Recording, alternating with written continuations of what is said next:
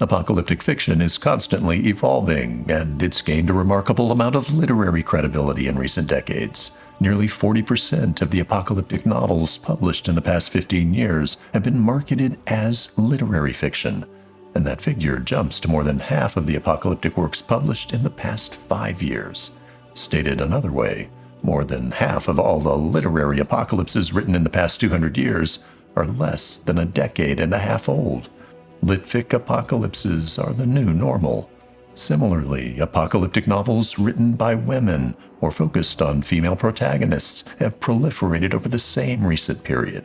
Roughly twice as many female-centered apocalypses have been published since 2010 as in the rest of the subgenre's history. It's even more pronounced when you look at just the past 5 years. There have been more female-led end-of-the-world novels since 2020 than in the 2 centuries before 1990. That's not a coincidence. The overlap between literary and female-led apocalyptic stories is substantial, although not complete. Let's dive into both types, where a wide array of examples can be found that don't fit neatly into preconceived stereotypes of literary or feminist, and can appeal to readers who might not normally gravitate to either. Welcome to the Library Ladder. Prior to the 1990s, many mainstream U.S. publishers scoffed at the idea that apocalyptic fiction could be truly literary. Adventure, horror, destructive spectacle, and alarmist and absurdist fear-mongering had predominated for most of the subgenre's history. I've identified nearly 170 apocalyptic novels that were published in the 100 years between 1890 and 1990, and only around 25 of them, or 15%, were published as literary fiction, or harbored aspirations as such. In contrast, of 37 apocalyptic novels published just in the past 5 years, at least 21 of them, or 57%, are expressly literary in style, scope, or ambition. Those numbers come from a spreadsheet I've compiled of around 320 English-language apocalyptic novels dating back to the early 19th century. It's not a complete catalog of titles, but I've tried to be thorough in representing the subgenre's historical depth and breadth. It also undercounts the total by limiting multi-volume series to a single book, and by focusing mainly on traditionally published works. Only a few popular independently published novels are included. There's some definitional housekeeping I need to address as well. Apocalyptic fiction is not a synonym for dystopian, although both concepts often coexist in stories. Also, when I refer to literary fiction, I'm not making a value judgment about the merit of literary or non-literary works, and I'm not claiming to use definitive meanings for either of those categories. The differences between them can get pretty arbitrary.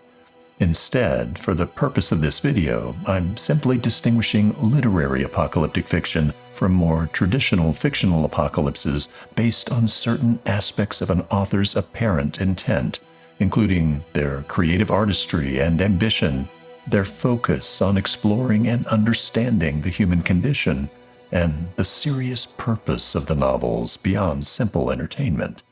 Those characteristics aren't unique to literary works, and it's not necessary for a literary work to have all three. Rather, I'm treating it as a matter of degree. Here are some examples of literary apocalypses that emphasize each of those characteristics. Literary fiction is often lauded for its artistic creativity, which can take the form of unusual narrative perspectives, experimental narrative structures, exaggerated settings, and eloquent or stylized prose. Early examples include 1933's Lost Horizon, an influential pre-apocalyptic story about a group of British and American travelers who find themselves stranded in Shangri-La, a hidden Tibetan monastery preparing for the end of the world as we know it. The author, James Hilton, was best known as a literary writer. Some of his other well-regarded novels include the cozy tearjerkers Random Harvest and Goodbye, Mr. Chips.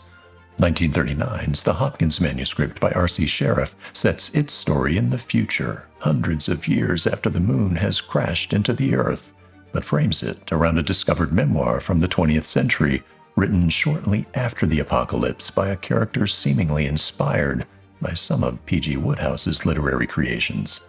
And Walter M. Miller's 1959 novel, A Canticle for Leibowitz, combines an unusual three-act structure with inventive use of language and characters and strong thematic elements to create a classic that's often taught in high school English literature classes these days.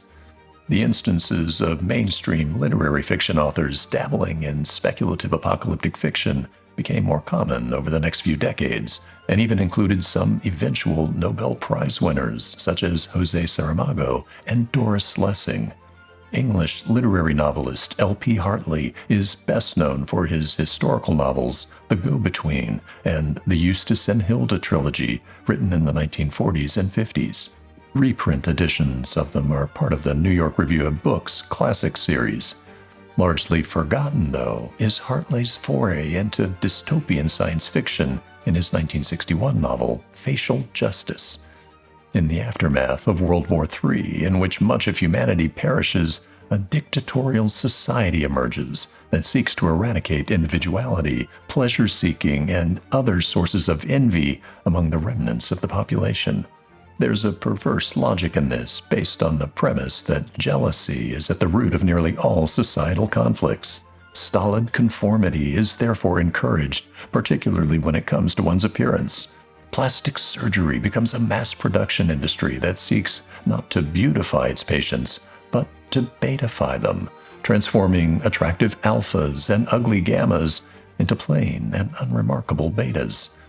The story follows an attractive and independent-minded young woman who resists the pressure to conform and finds herself involved in a revolutionary movement. Facial Justice is a strange and oddly compelling book. Narratively, it's a little confusing in places, and its sly humor tends to swing from being a little too subtle to being a little too on the nose, in my opinion. Nevertheless, I think it's a must-read for fans of the kinds of YA dystopias that were all the rage in the 2000s and 2010s. It's one of the formative influences on that subgenre, and Scott Westerfeld's Uglies series in particular seems to owe a lot to it.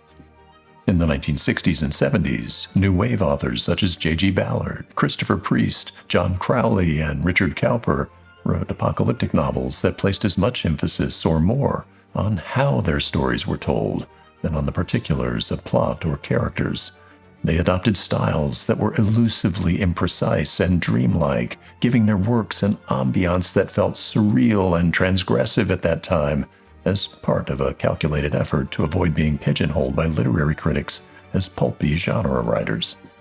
By the 1980s, literary experimentation with apocalyptic settings was reaching new heights, despite representing only a tiny fraction of the apocalyptic stories being published. Walter Tevis, best known today for his literary novels about chess prodigies and pool sharks, also wrote Mockingbird, a beautifully melancholy tale of the aftermath of a passive AI apocalypse that centers around a sentient robot's existential crisis and humanity's tentative first steps to reclaim its sense of identity and purpose. The same year Mockingbird was published, 1980, Russell Hoban, the renowned children's picture book author who created the lovable Francis the Badger and Emmet Otter's Jug Band, produced the short SF novel Ridley Walker, which was a huge departure from his kid books. It's a challenging read with a well-deserved reputation as a masterpiece of linguistic creativity. It's told through the voice of a young protagonist, Ridley, who speaks a bastardized version of English that has devolved significantly since a nuclear war led to the catastrophic collapse of society more than 1,000 years earlier. It's also a very rewarding read, as he scrabbles to survive a perilous trek across the brutal environs of Kent, where marauding bands of human predators vie with Punch and Judy puppet shows for control of the political future of England's husk. Ridley Walker wasn't the first apocalyptic novel to tackle linguistic evolution head-on. Edgar Pangborn's delightfully fun and bawdy 1964 novel Davy takes similar liberties with the English language, although not quite to the same degree as Hoban. And both novels almost certainly influenced the ambitious approaches taken by David Mitchell in the post-apocalyptic Sluice's Crossing segment of his 2004 novel Cloud Atlas, and by Sandra Newman in The Country of Ice Cream Star from 2014. Also, in recent years, unconventional literary stylings, voices, and narrative structures have featured prominently in apocalyptic works by Cormac McCarthy, Emily St. John Mandel, T.C. Boyle, Stephen Markley, and Manon Stefan Roos in their novels The Road, Station 11, Blue Skies, The Deluge, and The Blue Book of Nebo. For most of the history of apocalyptic fiction, the causes of the apocalypse and the spectacle they create have been central to their stories. Asteroid collisions, alien invasions, nuclear Armageddon, and technology run amok made for gripping scenes of action, mayhem, doomsaying, and heroic problem-solving to salvage humanity's future. That's frequently not the case, though, with apocalyptic literary fiction. In a literary work, the apocalypse itself often exists off-camera or in the background, frequently leaving its cause unspecified. Maybe it was war. Maybe it was environmental collapse. Maybe it was a lethal pandemic. Or maybe it was a combination of multiple causes. It really doesn't matter, because these stories often care more about how the characters cope with their changing world than about the specific changes the world has undergone. Apocalypses become little more than settings for human dramas, or metaphors for exploring the anxieties of a rapidly changing world and the tensions it creates between hope and despair, between community and isolation, between selfless compassion and selfish barbarism. The source and nature of human resilience is a common theme in them, but their narratives often focus more on how characters think and feel when confronted with threats and obstacles than on the specific actions they take. Some fixate on what's lost in an apocalypse and the grief, trauma, and missed opportunities it can cause. Others focus on what remains behind after the event and how the qualities that make us human, such as love, loyalty, stubbornness, and culture, can sow the seeds for rebirth or doom us to extinction. How human nature and the human condition have been portrayed in literary apocalypses has varied significantly over the past 100 years. The 1930s, 40s, and 50s prioritized stoic individualism in which the main characters accept and endure their fates and that of humanity, giving those stories a somewhat melancholy feel, with some being quite downbeat. Communities and even society as a whole are largely impotent or invisible in novels such as The 25th Hour by Herbert Best, published in 1940, Earth Abides by George Stewart from 1949, 1957's On the Beach by Neville Shute, Level 7 by Mordecai Rushwald from 1959, Marlene Haushofer's The Wall from 1963, and 1964's Greybeard by Brian Aldiss and The Drought by J.G. Ballard. On the Beach and Level 7 in particular shocked the staid sensibilities of 1950s readers with their unflinching portrayal of the grim uncertainty faced by survivors of a nuclear apocalypse. Characters struggle to sustain hope while tempted by the hedonism or lassitude of despair in the face of creeping doom. In On the Beach, it's the inhabitants of the South Pacific and Australia who spend anxious months waiting for clouds of radioactive fallout to follow the trade winds to their shores. In Level 7, it's a few thousand designated survivors, the lucky few with government-allocated spots in a carefully engineered underground survival bunker who await the outcome of a Cold War exchange of nuclear missiles. Both novels pack quite a wallop. In the 1970s and 80s, ambiguity reigned supreme as authors continued to focus primarily on the moral and psychological journeys of survivors, but often without resolving the characters' fates. Tentative efforts by lone wolf protagonists to connect with others who are likewise trying to survive in a devastated world don't necessarily yield positive or conclusive results. Examples include Christopher Priest's controversial 1972 novel Fugue for a Darkening Island, John Crowley's dreamlike Indian Summer from 1979, Walter Tevis's Mockingbird, and Paul Auster's Stark in the Country of Last Things from 1987. The literary apocalypses of the 1990s and early 2000s often paint bleakly intimate pictures of the not-so-distant future in which nihilism and moral collapse are defining traits, but leavened with traces of love, compassion, and human connection that, if one squints hard, provide glimmers of hope for humanity's future. Some examples are the brutal 1991 The Psalms of Herod duology by Esther Friesner, 1992's The Children of Men by P.D. James, Octavia Butler's Parable of the Sower from 1993, Jose Saramago's Chilling Blindness from 1995, Oryx and Crake by Margaret Atwood from 2003, David Mitchell's Ode to Predatory Human Behavior Cloud Atlas, and Cormac McCarthy's barbarous 2006 novel, The Road. Their depictions of humanity tend to be very unflattering, but they also provide room for its redemption through the integrity and determination of uncommon leaders and role models with the ability to influence others. Finally, in the past 16 years or so, a pronounced shift has occurred. The individualism of the past has been largely replaced by a communitarian ethos in which human connection is paramount. The necessities of food, shelter, and safety continue to feature prominently in recent apocalypses, but they often take a back seat to the intangibles that sustain us, that inspire us, and that give our lives meaning. Those intangibles, such as art, culture, love, hatred, revenge, and curiosity, provide armor against the savagery and arbitrariness of a reshaped world, and at times they can also be our Achilles heel. Some novels imagine paths to post-apocalyptic utopias. 2008's World Made by Hand by James Howard Kunstler depicts an isolated rural community attempting to rebuild and sustain itself following the loss of many modern conveniences and technologies as a consequence of war and climate change.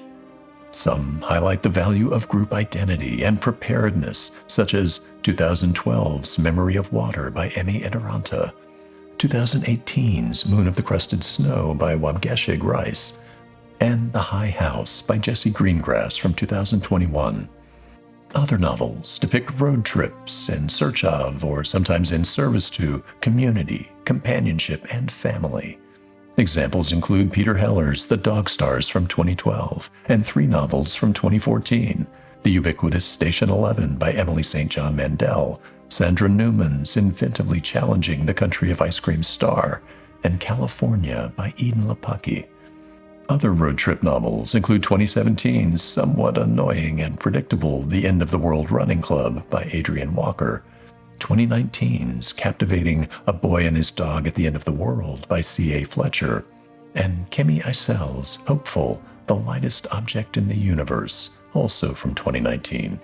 I quite enjoyed the unconventional road trips in Carrie Groner's The Way and in Leif Enger's I Cheerfully Refuse, both published in 2024. And earlier this year saw the release of Aaron Caffel's All the Water in the World. Some authors have even used post-apocalyptic settings for literary murder mysteries, spy fiction, and domestic thrillers. And then there are literary novels intended to do more than just entertain readers. Works with high-minded social, political, or educational objectives that imagine global crises as opportunities to reshape the world by sweeping out stale or outdated ideologies. Examples of apocalyptic fiction written to influence social and political opinions date back to Richard Jefferies' 1885 novel, After London, Gabriel Tard's The Underground Man from 1896, Jack London's The Scarlet Plague from 1912, and several by H.G. Wells, such as his 1914 novel, The World Set Free, and his oracular 1933 epic, The Shape of Things to Come. The 1930s also saw Lost Horizon and the Hopkins manuscript published as warnings to the public that the First World War was unlikely to be the last World War. 2 decades later, On the Beach, Level 7, A Canticle for Leibowitz, and Failsafe sought to avert the doomsday risks of global thermonuclear war. More recently, in this century, Margaret Atwood's Mad Adam trilogy and David Mitchell's Cloud Atlas have served as warnings about how avaricious business practices can lead to the reckless development of catastrophically harmful technologies. And fears of environmental apocalypse and ecosystem collapse fuel calls to action in Kim Stanley Robinson's gripping The Ministry for the Future, in Jesse Greengrass's The High House, in Stephen Markley's wordy, wonky, and brilliant The Deluge, and in The Last Beekeeper by Julie Carrick-Dalton, while Nick Fuller-Guggen's The Great Transition and Tim Winton's Juice, published in the past couple of years, put new spins on the potential role of ecoterrorism in shaping and protecting the future. But perhaps the largest category of these quasi-activist novels use apocalyptic settings to explore gender issues, including how gender roles, power dynamics, and reproductive rights might change, for good or ill, in the wake of world-shattering events. I'll discuss those novels in the next section of this video, which focuses on female-authored and female-centered apocalypses. As I mentioned at the beginning of this video, women feature more prominently now in apocalyptic fiction than ever before, both as authors and as story protagonists. Of the more than 300 apocalyptic novels I've cataloged, female authors accounted for only around 9% of the ones published between the years 1800 and 2010, but around a third of the ones published since 2010, and nearly 45% of the literary fiction apocalypses since 2010. Stated another way, in the past 15 years, nearly 50% more women have produced apocalyptic fiction than in the 200 years before then. An even more pronounced trend can be seen in apocalyptic fiction centered around female main characters. Those novels, published just since 2010, outnumber their counterparts from the previous 2 centuries by a sizable 2-to-1 margin. Now, these figures are imprecise owing to the incompleteness of the list I've compiled. Nevertheless, I believe the trends and patterns I've described are broadly accurate. I cast a wide net when preparing the list. Mary Shelley is widely regarded as the first female author to pen an apocalyptic novel, The Last Man, in 1826. 87 years later, in 1913, J.D. Beresford published Goslings, in which a virus eradicates all men, leaving women to fend for themselves. It's the first apocalyptic novel I'm aware of in which women are the main characters. And, to my knowledge, those are the only examples of their kind until 1950, when pioneering science fiction author and editor Judith Merrill produced the novel Shadow on the Hearth. An often overlooked classic, Shadow on the Hearth is an early example of Cold War-era stories that imagine the immediate aftermath of a nuclear attack. What sets it apart is its point of view, that of a suburban housewife who confronts, with determination and aplomb, the chaos, confusion, and fear that ensues, while she strives to keep her family and neighbors safe. It was a revolutionary approach at the time for Merrill to center her story around an ordinary June Cleaver-type mom. Typically, those kinds of stories had heroic, manly protagonists with backgrounds in the military, government, academia, or corporate technology labs. Merrill showed that heroes can take other forms too, including that of an ordinary housewife whose typical daily routine might involve making grocery lists, ironing clothes, and preparing lunch for her kids. However, no hapless or helpless damsel in distress is she. Atypical for science fiction stories at that time, her role wasn't to be ogled, objectified, and patronized by alpha males. There's no room for personal feelings in science. She's resourceful, intelligent, and sympathetically human in an ordinary way, and the soap opera domesticity of her story makes the novel all the more remarkable for its era. Although generally categorized as science fiction because of the author's deep connection to the genre, Shadow on the Hearth has more of a literary fiction pedigree, as there's little or no science in the story. Unfortunately, it took several more decades after Shadow on the Hearth for women to really start making inroads in apocalyptic fiction. The 1960s saw a few, mostly niche, novels that never quite reached mainstream audiences, although some of them have attained cult classic status in recent years. They include L.P. Hartley's Facial Justice, Marlene Haushofer's The Wall, Ice by Anna Kavan, and Angela Carter's Heroes and Villains. The latter three were authored by women and tell deeply introspective and sometimes surreal stories about physical and emotional isolation experienced by women and the self-destructive effects it can have. Themes of patriarchal dominance and abuse appear prominently in them, although not always in ways you might expect. In Ice, Kavan keeps the reader at a distance and executes a very meandering, slow-motion bait-and-switch in her novel that echoes the cold, glacial march of the looming ice age her characters strive to stay a step ahead of. Angela Carter tells an equally ambiguous story in her short post-apocalyptic novel that pits a range of different antagonists against each other. Scholars versus savages, captor versus captive, abuser versus abused, husband versus wife, and blurs the lines between the heroes and villains referenced in the book's title. I'm a little ambivalent about all four of these novels.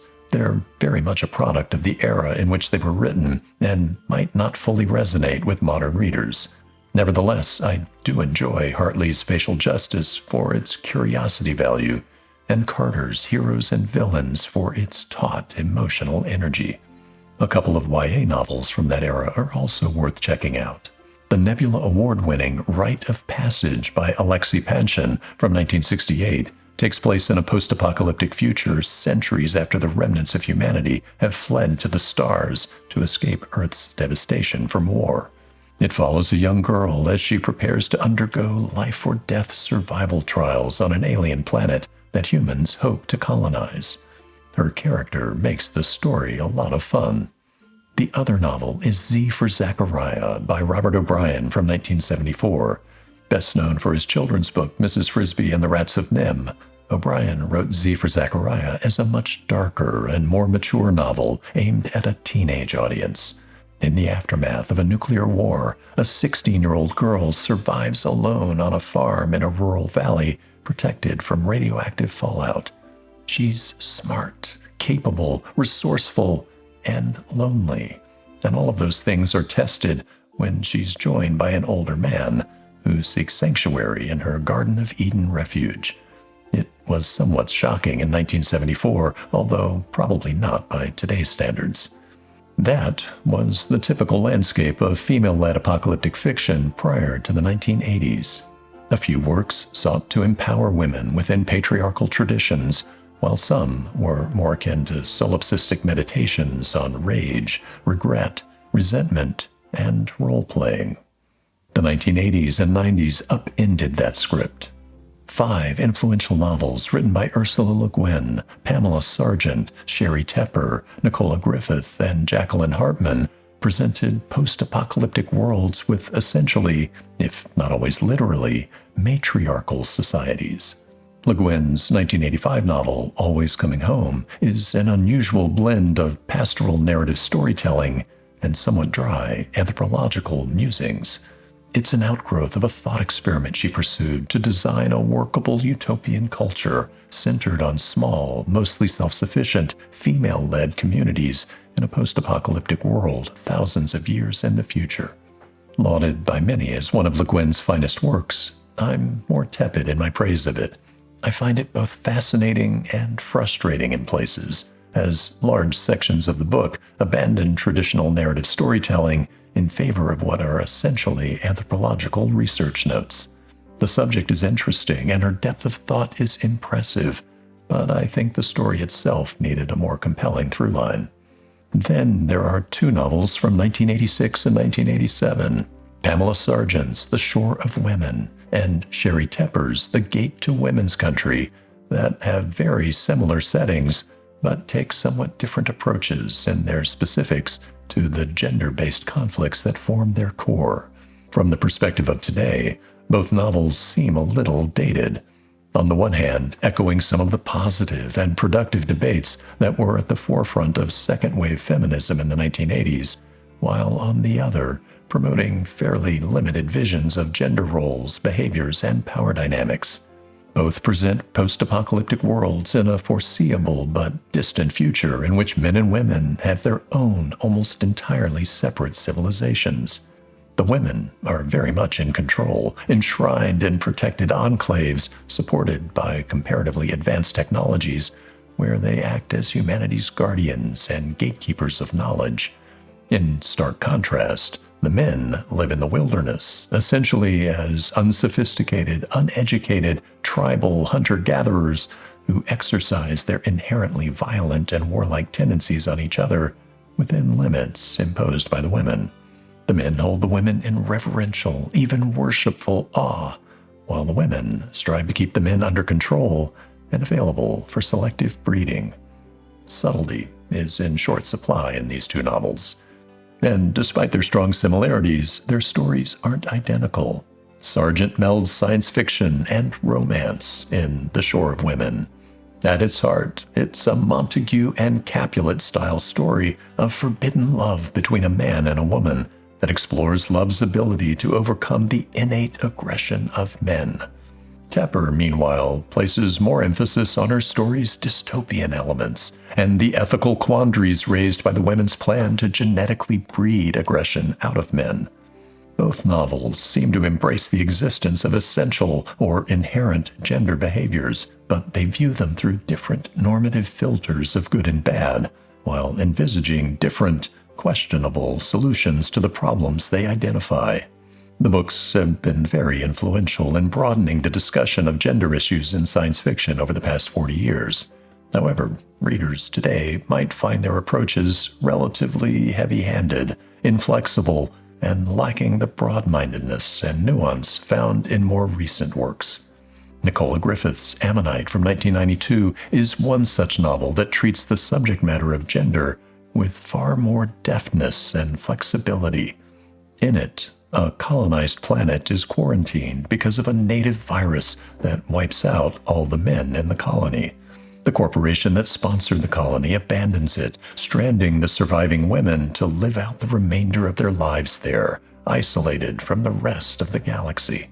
Hundreds of years later, though, the colony has managed to survive and thrive in the absence of men. A female representative of the corporation is sent to the planet to investigate the mystery and to test a potential vaccine for the virus. Ammonite tells her story.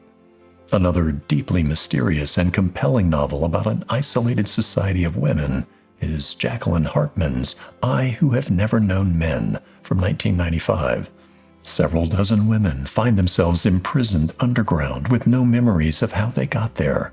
The handful of male jailers who oversee them provide no answers.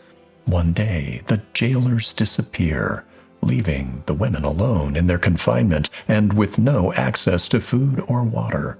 From there, the story is one of survival, discovery, and community building as the group finds the means to escape and sets out in search of others who might be able to provide help and explanations. What makes the story particularly compelling is it's told through the eyes of the youngest member of the group, who's only an adolescent girl at the start of the novel. It's as much a story of her maturation and development as it is one of group survival and coping. I highly recommend it. Contrasted against those 5 matriarchal societies of the 1980s and 90s are 2 duologies by Esther Friesner and Octavia Butler that place their heroines in extremely disturbing patriarchies that use religion to repress and exploit members of society, particularly women.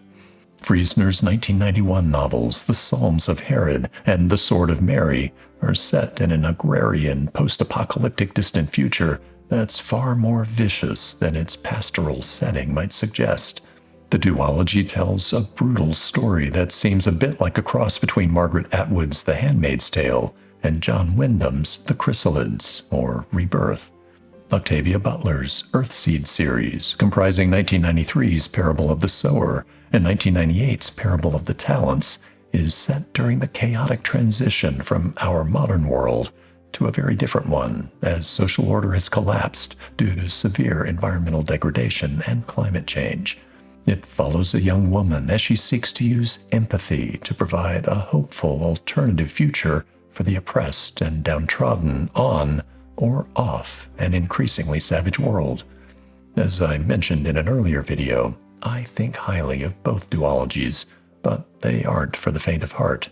And shifting tonal gears, a very fun read owing to its delightful protagonist is Emergence by David Palmer, published in 1984 and nominated for the Hugo Award. The main character is an 11-year-old girl named Candy, who's one of only a small number of survivors of a viral biowarfare attack against the U.S. She's been genetically engineered to be immune to the virus and to have mental and physical capabilities superior to normal humans.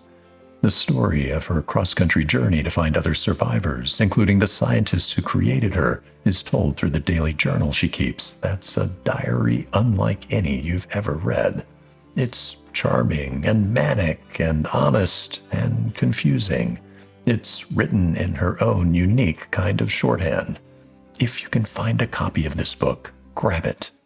In recent years, female-led apocalyptic fiction has broadened into a wider range of story types, consistent with the heightened reader and publisher interest in literary narrative styles I discussed earlier in this video. Some, I think, are truly magnificent. Some annoy me in their focus on narcissistic and uninteresting characters. Some seem aimed at shocking readers with their grotesquerie, and still others seem like calculated and thinly veiled attempts to recapture the lucrative lightning in a bottle that Emily St. John Mandel's 2014 bestseller Station 11 found. I think Station 11 deserves great praise and blame for the state of apocalyptic fiction today. Mandel's fractured novel of intertwining character stories spanning a 20-year period after a deadly pandemic is the epitome of apocalyptic literary fiction. It checks all the boxes with its creative narrative structure, with its focus on character emotions and interpersonal dynamics, and with its elevated themes of art and memory. I have some personal quibbles with the novel's contrivances and logical lapses, and with the cohesion of the three separate storylines in it, but I also recognize its importance to many readers and the impact it's had. It did a wonderful thing by introducing apocalyptic genre fiction to a wider audience who normally wouldn't have cracked its cover. And in doing so, it spawned a relative flood of copycat novels, most of which I've found somewhat disappointing. Books such as Kimmy Eisel's The Lightest Object in the Universe, Lily Brooks Dalton's The Light Pirate, Sarah Pinsker's A Song for a New Day, Jesse Greengrass's The High House, and Julie Carrick Dalton's The Last Beekeeper are fine. I enjoyed them to varying degrees. They're not bad books. They just felt unremarkable to me, with characters or plots that were too thinly drawn, or that felt calculated to satisfy the marketing priorities of the publisher. Some did rub me the wrong way, such as Adrian Walker's The End of the World Running Club, and Severance, with their incredibly shallow, self-absorbed, and unlikable main characters. The apocalypses in those novels really just felt like disguises for the authors to work through their own personal and unpleasant demons. Gender and reproductive issues have continued to be common themes in recent literary apocalypses. Some, such as Jenny Melamed's Gather the Daughters from 2017, and Missouri Williams' The Deloriad from 2022, seem calibrated to induce maximum shock value with their graphic depictions of incest, pedophilia, and other depravities, demonstrating the nihilistic loss of morality and ethics in human nature in patriarchal, post-apocalyptic settings. It's misery porn that I'd find difficult to recommend to anyone. Others, such as Meg Ellison's Road to Nowhere trilogy, beginning with 2014's The Book of the Unnamed Midwife, Carola Dibble's The Only Ones from 2015, Lauren Buca's Afterland from 2020, and Jane Hinnigan's Moths from 2023 confront post-pandemic settings in which viral plagues have impaired humanity's ability to reproduce, making people with a healthy or immune genetic makeup worth their weight in gold. I think Ellison's trilogy does a nice job with its fairly conventional Mad Max-style story of a female nurse trained as a midwife who, after a virus kills nearly all women and children in the U.S., disguises herself as a man to survive a brutal hellscape of rape and abuse while trying to protect the few other surviving women she encounters. I'm less enamored with Devil's The Only Ones and Buca's Afterland. I didn't enjoy the writing style or the characters in either one. The variability of the tonal shifts in both novels also didn't work for me. I have very high praise, though, for Jane Hennigan's remarkable debut novel, Moths. It's one of the best literary apocalyptic novels published in the past 20 years, in my opinion. It combines elements of James Tiptree Jr.'s The Screwfly Solution, P.D. James's The Children of Men, Margaret Atwood's The Handmaid's Tale, and the film 28 Years Later.